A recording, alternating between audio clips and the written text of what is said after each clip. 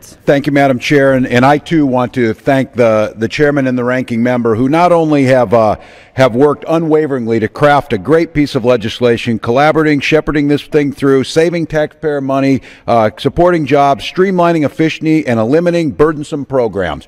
I'd also especially like to say they've done it with dignity, they've done it with grace, they've done it with the respect and thoughtfulness for this institution. And I'll tell you, the American people need a lot of that. Last week we had a poll that showed us at a 10% approval rating.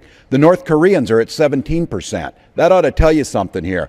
If it would be funny if it wasn't so dang disappointing, the sacrifices that went into us doing the basic needs. The American public did not believe we can fulfill the basic needs. Well, you know what? They're wrong on this count, because we're going to do it in here with the leadership of these two gentlemen that spoke who have spoken before.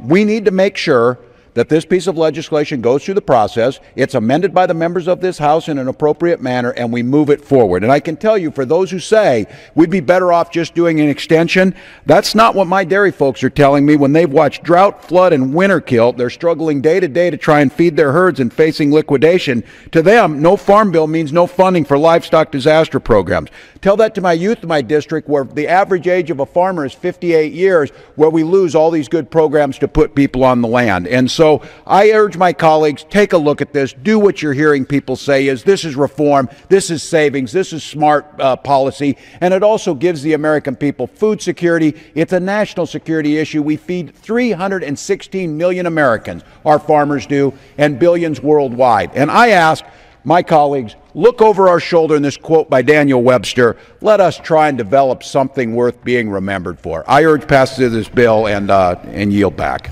The gentleman